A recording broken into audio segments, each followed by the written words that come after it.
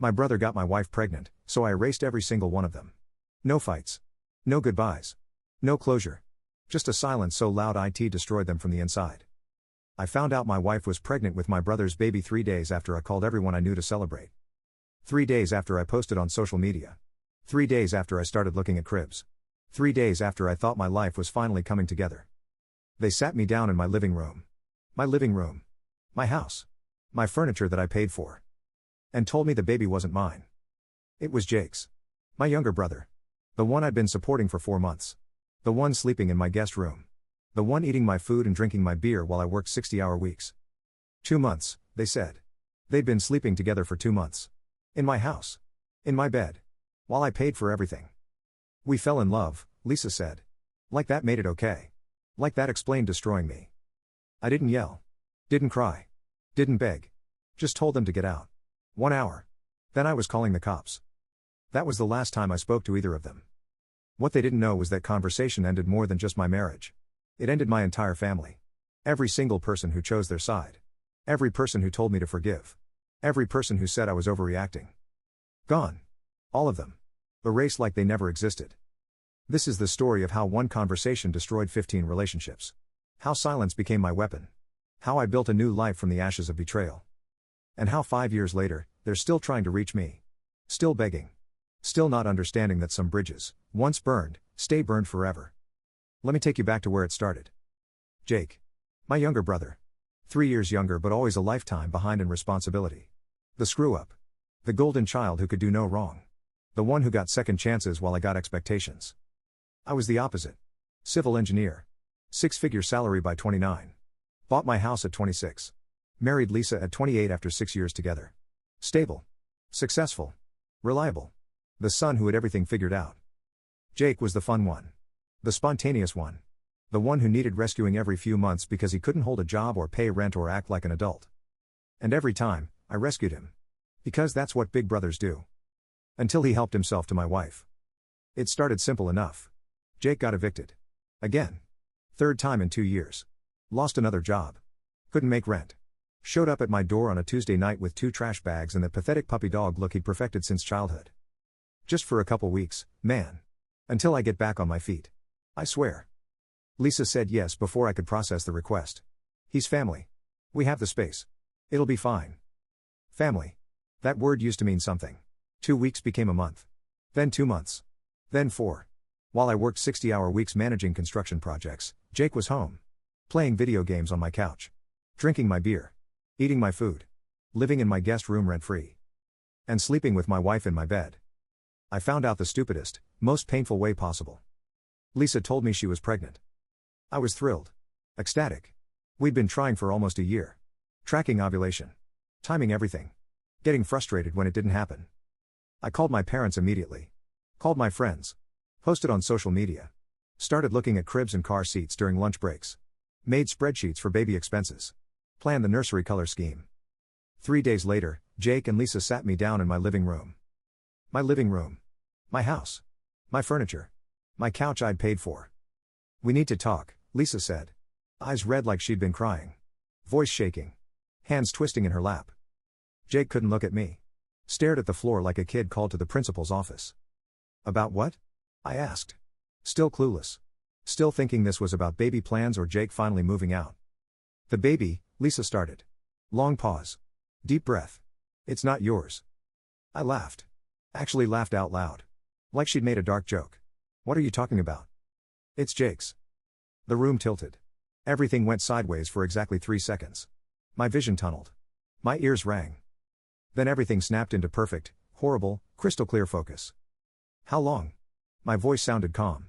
Too calm. Detached. Like I was asking about the weather. 2 months, Jake said. First words out of his mouth. Still couldn't look at me. 2 months. You've been sleeping with my wife for 2 months. In my house. In my bed. While I paid for the roof over both your heads. While I bought the food you ate. While I covered your expenses because you're too incompetent to hold a job. It just happened, Lisa said. Reaching for my hand across the coffee table. I yanked my hand back like she'd burned me. Nothing just happens for 2 months. That's 60 days. 60 days of choices. Of lying to my face. Of betrayal. We didn't mean for this to happen, Jake said. Using his victim voice. The one that always worked on our parents since we were kids. But we fell in love. Real love. We can't help how we feel. Real love, I repeated. You fell in real love with my wife. In my house. While I was at work supporting both of you. I know this is hard, Lisa said. Tears starting. Real tears. But we can't deny our feelings. We tried to fight it. We really did. How long have you been planning to tell me? I asked. We wanted to be sure, Jake said. To know it was real before we hurt you. Before you hurt me. You've been sleeping with my wife for 2 months and you were worried about hurting me? Don't be like that, Lisa said. We're trying to be respectful about this. Respectful? I stood up. Grabbed my keys from the bowl by the door. Grabbed my wallet from the table. Where are you going? Lisa asked. Standing up too. Panic in her voice now. Out. You two figure out where you're going. Because you're not staying here. Come on, man, Jake said. Standing up now.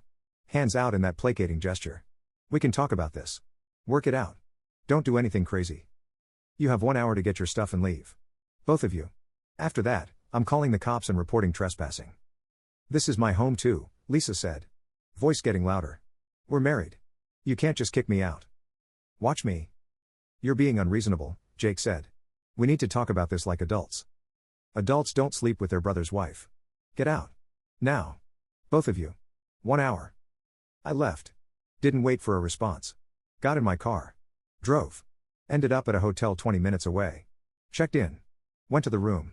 Sat on the bed staring at the wall for 2 hours. My brother. My wife. 2 months. Pregnant. The betrayal was so complete, so total, that my brain couldn't process it all at once. It came in waves. Each realization hitting like a fresh punch. They'd been planning this. Coordinating. Lying to my face every single day. While I worked to provide for them. While I trusted them. While I thought I had a brother and a wife. After 2 hours of sitting in silence, I pulled out my phone. Started making calls. First call, divorce lawyer. Best one in the city. 5-star reviews. Expensive as hell. Didn't care. Explained the situation. Adultery. Pregnant with brother's child. Living in my house. Need to move fast. I can file tomorrow morning, she said. This is straightforward. Adultery is still grounds in this state. You'll come out clean. Do it. Whatever it costs. Second call, locksmith. Emergency service. I need every lock in my house changed. Tonight. Right now. I'll pay triple your usual rate. I can be there in an hour. Perfect. Third call, my boss. Family emergency. I need 2 weeks personal leave. I can work remote if absolutely necessary, but I need to not be in the office. Take what you need. Hope everything's okay. It will be. Fourth call, my parents. My mother answered on the second ring. Voice excited. Honey. I just heard the news about the baby. Your father and I are so excited. We're already looking at. Mom. Stop. Jake got Lisa pregnant. They've been sleeping together for 2 months. In my house. In my bed. While I supported both of them financially. I need you to not take his side. Just this once. I need you to have my back. Long silence. Honey. Are you sure? That doesn't sound like Jake. He wouldn't. He admitted it an hour ago. In my living room. After I came home from work and they sat me down to confess. More silence. I could hear her breathing. Heard her say something muffled to my father. Well. We need to hear his side of the story before we jump to conclusions. There are always 2 sides too. I hung up. Sat there staring at my phone. Knew everything I needed to know right there. They were going to choose him. Again. Like they always did. I drove back to my house 4 hours later. It was past midnight. Lisa's car was gone. Jake's stuff was gone from the guest room. Good. Locksmith was waiting in his van. Took him 90 minutes to change every lock. Front door. Back door. Side door. Garage. Everything. Handed me 3 sets of new keys. I paid him $800 in cash. Worth every penny. Went inside. The guest room where Jake had been staying was trashed. Sheets torn off the bed. Garbage on the floor. My beer was gone from the fridge. Half the food was missing. Some of my clothes were missing. They'd taken stuff on their way out. Didn't matter. They were gone. That's all that mattered. I went to my bedroom. Stripped the bed. Every sheet. Every pillowcase. Every blanket. Threw it all in the garage. Would burn it later. Went to the guest room. Did the same thing. Found new sheets in the closet. Made my bed. Took a shower. Long hot shower washing off the feeling of betrayal. Went to bed. Slept alone in my house for the first time in 6 years. Slept better than I had in months. Next morning, my phone exploded. Started at 6 a.m. Calls. Texts. Voicemails. 52 missed calls by the time I woke up at 7 a.m. 107 text messages. From my parents. From Jake. From Lisa. From my aunt. From my uncle. From my grandmother. From cousins I hadn't talked to in 3 years. From Lisa's parents. From my coworkers who somehow heard already. All saying the same basic things. Call us back. We need to talk. Don't do anything rash. Let's work this out as a family. I didn't read any of them. Just started blocking. One by one. Every single number. My mother. Blocked. My father. Blocked. Jake. Blocked. Lisa. Blocked. My aunt. Blocked. My uncle. Blocked. Every single person who'd texted me. Blocked. Took me 20 minutes. By the end, my contacts list was half empty. Then I called my phone carrier. I need to change my number. Today. Right now. May I ask why, sir? Harassment. I need a new number that nobody has. I can do that. New number will be active in 2 hours. Perfect. Called my lawyer with my old number. Gave her my new number. This is the only number I'm reachable at now. Don't give it to anyone. Understood. Called my boss. Gave him my new number. Personal situation. This is my only contact number now. Got it. Called my 3 actual friends. The ones who'd been with me before Lisa. Before Jake's latest failure. Gave them my new number. Family situation. This is my only number now. Don't give it out. They all agreed without asking questions. That's what real friends do. Everyone else?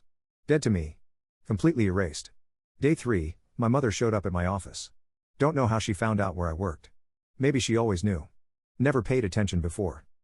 Walked right into the building. Asked for me at reception. Security called my desk.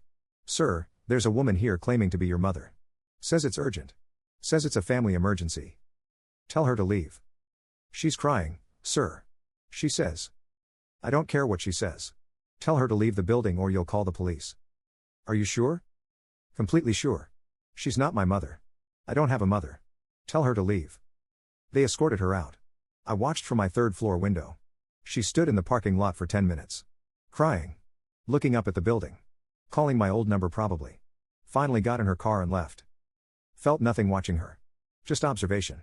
Like watching a stranger have a breakdown. Day 5, divorce papers were filed. My lawyer was fast. Efficient. Ruthless. Adultery cited. Evidence attached. Photos I'd taken of Jake's stuff in my house with timestamps. Text messages between Lisa and Jake that I'd recovered from our shared phone plan. Timeline of his stay matching her pregnancy timeline. Everything documented. Requested full separation of assets. She got nothing. No house. No alimony. Clean break. Lisa contested. Her lawyer sent back a response. She wanted the house. Wanted spousal support. Claimed she'd sacrificed her career for our marriage. Claimed I was being vindictive and cruel. My lawyer destroyed her in one meeting. Your client committed adultery. With his brother. In the marital home. We have documented evidence. Timeline. Witnesses who can testify to seeing them together. She has no claim to anything.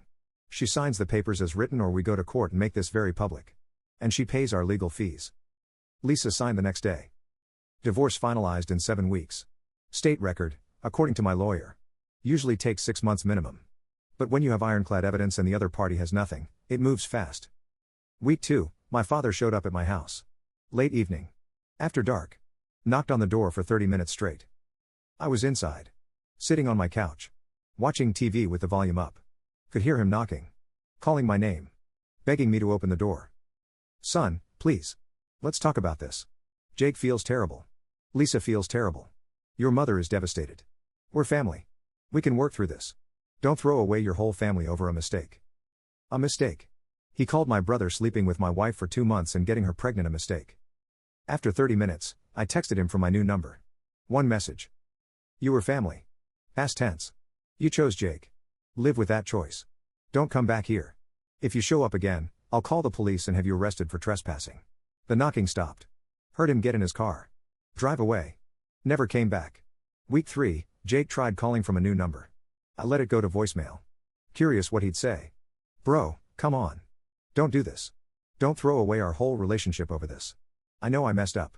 I know I hurt you. But I'm your brother. That has to count for something. We grew up together. We're blood. Mom and Dad think you're having a mental breakdown. They're worried about you. Just call them back. Call me. We can work through this. Please. I saved the voicemail. Sent it to my lawyer. Document this. Harassment. Then I blocked the number. Week 4, Lisa tried showing up at my house. Saw her car pull up. Didn't answer the door.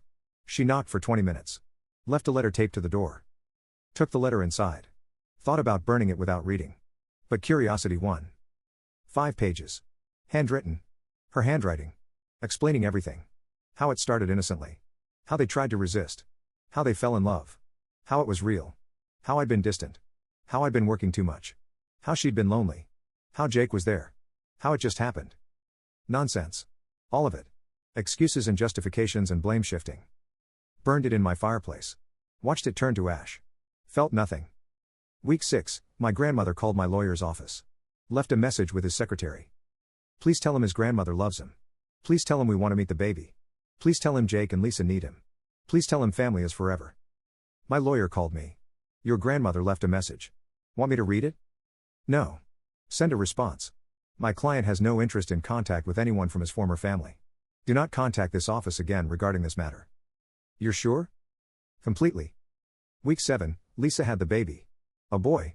Healthy. 7 pounds. They named him after our grandfather. Found out through social media. Someone I'd forgotten to block posted congratulations. Saw the photo. Lisa holding the baby. Jake standing next to her. Smiling. Happy. Playing house with the life they'd stolen. Didn't feel anything looking at the photo. Just observation. Like seeing strangers in a hospital. Blocked that person too. Week 8, my entire extended family had a meeting. Found out about this later through my lawyer. They all got together. Parents, aunts, uncles, cousins, grandmother. 15 people total. Had a whole intervention. About me. Without me there. Decided I was being unreasonable. Holding a grudge. Tearing the family apart. Needed therapy. Needed to forgive. Needed to move forward. They drafted a letter. All signed it. Sent it to my old work email address that I'd forgotten to close. Subject, family intervention and next steps. Body, we've met as a family to discuss the situation with you, Jake, and Lisa. We understand you're hurt. We understand you feel betrayed. But your reaction is disproportionate and destructive. You're tearing this family apart. Jake made a mistake, but he's your brother. Lisa made a mistake, but she was your wife. They're building a life together now.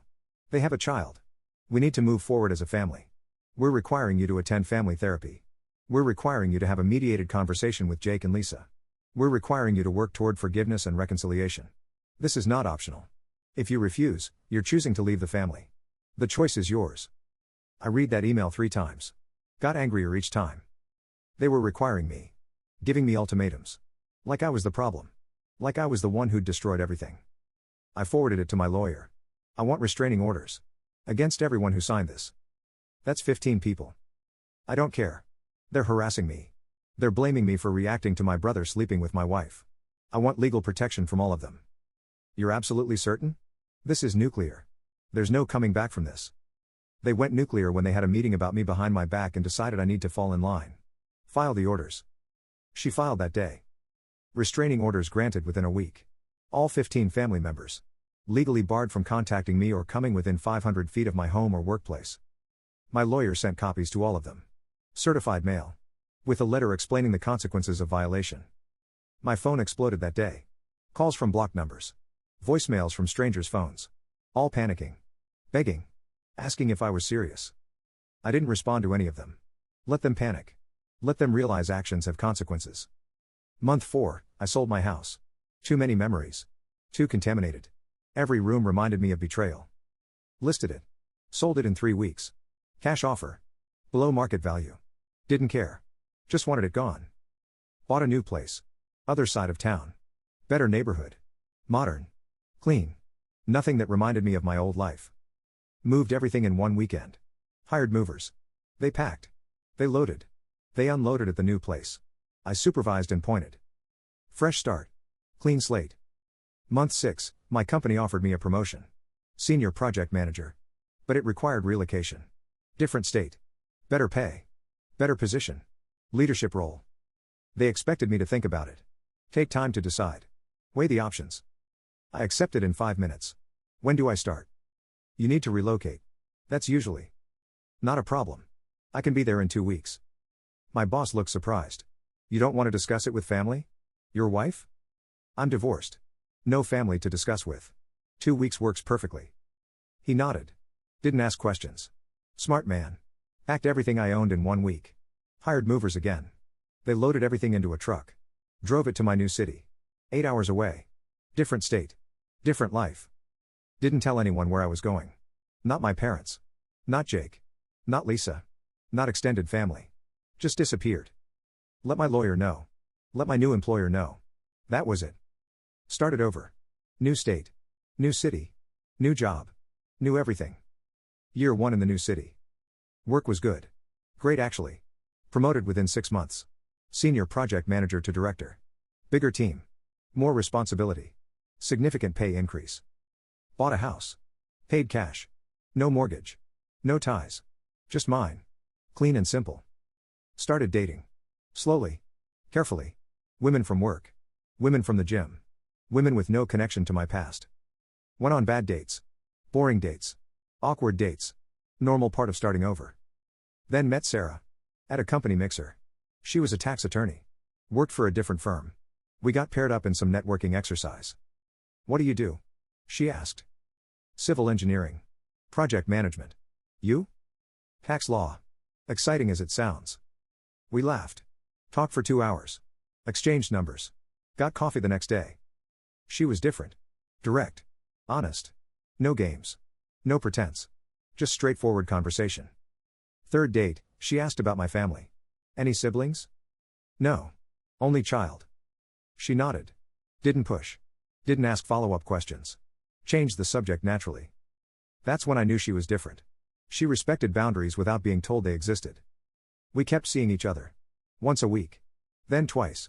Then 3 times. Built something real. Something honest. Something with no lies. 6 months in, I told her everything. The brother. The wife. The affair. The pregnancy. The family meeting. The restraining orders. The relocation. All of it. She listened without interrupting. Didn't judge. Didn't try to fix anything. Just listened. When I finished, she said, "That's brutal. I'm sorry that happened to you. Not you should forgive them. Not family is family. Not everyone makes mistakes. Just acknowledgement. Just support. Want to know something?" She said. "I'm divorced too. My ex cheated. With my best friend. I cut them both off. Haven't spoken to either in 3 years. So I get it. No desire to reconcile? None. They made choices. I made choices. We all live with them." That's when I knew I'd found someone who understood. Year 2 in the new city. Sarah and I moved in together. Her idea. I'm tired of having 2 apartments. Let's just pick one. We picked my house. Bigger. Better location. She brought her dog. I got a cat to keep the dog company. We became a unit. My lawyer called one afternoon. "Your brother found my office. Sent a letter requesting contact. Says he's in therapy. Says he's changed. Says Lisa left him and he needs family support. Tell him no. He says the baby has medical issues. They need family medical history. Medical records are public through the right channels. He doesn't need me for that. Tell him no contact. If he persists, I'll file harassment charges." Understood. Just wanted to inform you. Appreciate it. Hung up. Told Sarah about it that night. Jake tried to contact me through my lawyer. "What did you say?" "No." "Good. You don't owe him anything. His kid apparently has medical issues. Wanted family history. There are legal ways to get that without contacting you." That's what I figured. She kissed me. "I'm proud of you. For holding your boundaries.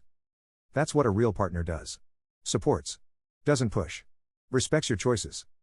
Year 3 in the new city. Sarah and I got married. City Hall wedding. 2 friends as witnesses. She wore a simple dress. I wore a suit. Judge performed the ceremony. 10 minutes total. Went to dinner after. Celebrated with wine and steaks. Went home. Watched a movie. Went to bed. Perfect day. No family drama. No obligations. No expectations. Just us. Her parents asked a few days later why they weren't invited. Called her up. "Honey, we saw you got married. We're happy for you, but why weren't we there? We wanted it just us. Small and private. Hope you understand." Silence for a moment. Then her father, "We understand. Congratulations to both of you. We're happy for you. Can we take you to dinner to celebrate?" "That would be great." That's what normal families do. They respect choices. They move on. They don't demand explanations or guilt trip you. They took us to dinner that weekend. Brought gifts. Congratulated us. Asked about our plans.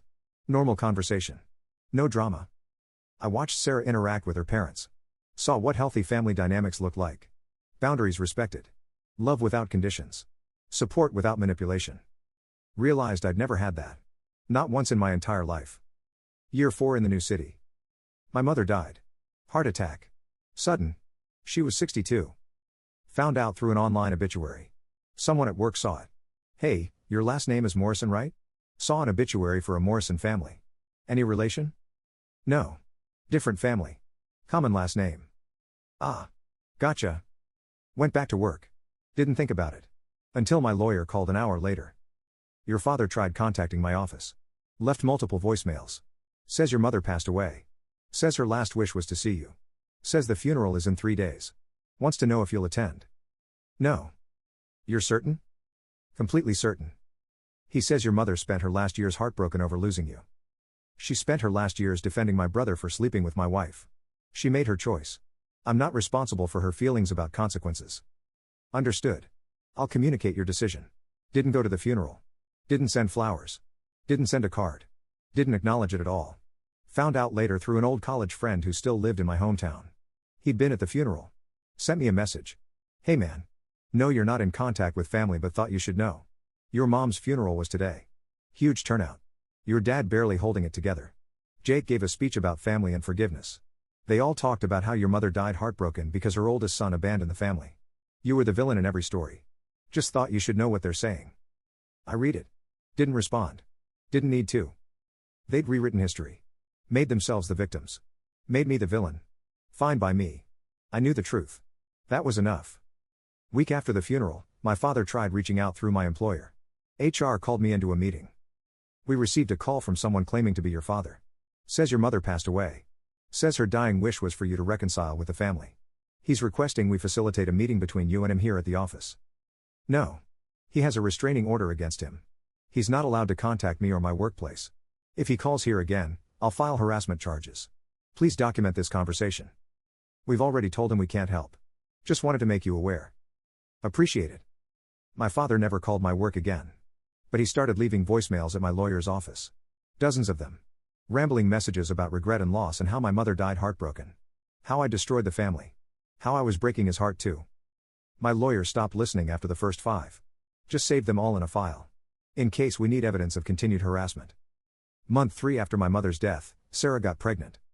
We hadn't been trying. Weren't preventing either. Just living our lives. But it happened. Told her parents first. They cried happy tears. Immediately started talking about being grandparents. Buying gifts. Planning a nursery. Supportive. Excited. Present. Told my friends. They celebrated. Threw us a surprise shower. Showed up with gifts and food and love. No one from my blood family knew. Didn't tell them. Didn't want them to know. They weren't part of this life. This was clean. This was mine. Our daughter was born in September. Healthy. Perfect. 8 pounds. Sarah's eyes. My nose according to everyone. We named her Emma. After Sarah's grandmother who'd passed away 5 years earlier. I held her in the hospital. This tiny person. Mine. Ours. Part of something real and honest and good. Realized I'd built something completely new. A family with no betrayal. No lies. No dysfunction. Just love and choice and boundaries. When Emma was 4 months old, something happened. Jake found me. Don't know how. Private investigator probably. Must have cost him everything he had. But he found me. Showed up at my office building. Walked right up to the security desk. Asked for me by name. Security called my desk. Sir, there's a man here asking for you. Claims to be your brother. Should we send him up? No. He has a restraining order. He's not allowed within 500 feet of this building. Call the police. Understood. We'll handle it. I didn't go down. Didn't look. Just kept working while security dealt with it. Police arrived within 10 minutes. Jake was arrested. Charged with violating a protective order. Spent the night in jail. Court date set for 2 weeks later. I didn't attend. My lawyer handled it. Judge reviewed the case. Saw the restraining order. Saw Jake's violation. Extended the order another 5 years. Fined Jake $10,000. Told him next violation would result in prison time. That night, I got an email. New address. Never seen it before. Somehow got through my spam filters. Subject, please read this. Almost deleted it immediately. But something made me open it. I know I don't deserve your time. I know I destroyed you. I know you hate me. But I need to tell you what's happened. Lisa left me 18 months ago. Took our son. I get supervised visits twice a month for 2 hours. She blames me for everything. For ruining her life. For destroying her marriage to you. For costing her your family. For costing her everything. Mom died hating me. She spent her last 2 years telling me I destroyed the family. That I killed her relationship with you. That it was my fault. Dad doesn't talk to me anymore. Hasn't spoken to me in 6 months. Blames me for Mom's death. Says the stress of losing you killed her. I lost my job. Lost my apartment. I'm living in Dad's basement. Can't afford anything else. Going to therapy 4 times a week. Trying to understand why I destroyed my brother for a woman who doesn't even want me anymore. I'm not asking for forgiveness. I don't deserve it. I'm just asking you to know that I'm sorry. That I think about what I did every single day. That I wish I could go back and undo it all. That I wish I'd been a better brother. I know you won't respond. I know you block me everywhere. I know there's a restraining order. I know I'm not supposed to contact you. But I needed you to know. I'm sorry. I'm so sorry. Jake. I read that email 3 times. Then I forwarded it to my lawyer. He violated the restraining order again. Digital contact counts. File charges immediately. She called me within an hour. You're sure about this? The email sounds like he's genuinely suffering. Like he's hit rock bottom. He should suffer. He earned it. He destroyed my marriage. My family. My life. Now he's living with the consequences of his choices. Just like I lived with mine. File the charges. Understood. Jake was arrested again. This time he got 30 days in jail. Restraining order extended another 10 years. I felt nothing reading the court documents. No satisfaction. No vindication. No sympathy. Just completion. Just consequences delivered as promised. Year 5 in the new city. Present day. I'm 38 years old now. Have a wife who loves me unconditionally. A daughter who lights up when I walk into the room. In-laws who treat me like their own son. Friends who show up without being asked. Career I'm proud of. Director level. Leading multiple teams. Making 3 times what I made before all this started. House I own outright. Financial security. Investments. Savings. Peace. And somewhere, 3 states away, my father is alone in his house. My brother is in and out of jail for violating restraining orders. My ex-wife is raising a son by herself in the wreckage of choices she made. They wanted me to be the bigger person. To forgive. To prioritize their comfort over my pain. To pretend betrayal was just a mistake that could be swept under the rug. I chose something better. I chose myself. I chose peace. I chose a life without people who thought loyalty was optional and betrayal was forgivable. People ask me sometimes if I regret it. If I think about reconciling. If I miss my family. The answer is always the same. No. I don't miss the guilt trips. The manipulation. The golden child treatment Jake always got. The expectation that I'd swallow any betrayal with a smile because family comes first. I don't miss being the stable one while Jake got to be reckless. The responsible one while he got to be selfish. The bigger person while everyone else got to be small and petty and cruel. I don't miss sacrificing my dignity on the altar of keeping the peace. I don't miss pretending everything was fine while I was dying inside. What I have now is better. So much better. A family I chose. People who chose me back. Built on respect and boundaries and mutual support and actual love that doesn't come with conditions. Sarah knows everything and stands by me. Her parents know everything and support me. My friends know everything and respect my choices. Emma will grow up seeing what healthy boundaries look like. What self-respect looks like. What it means to choose yourself when everyone else demands you choose them. That's my legacy. Not the family I cut off. Not the brother who betrayed me. Not the wife who destroyed our marriage. The family I created from nothing. The life I built in the ashes of the old one. And it's enough. It's more than enough. It's everything. If you're reading this and someone's telling you to forgive what broke you, to be the bigger person, to let it go for family's sake, you don't have to. You can choose yourself. You can walk away. You can cut off people who chose your betrayer over you. You can build something better in the ashes. You can create a family that actually deserves you. My brother got my wife pregnant. My family chose him over me.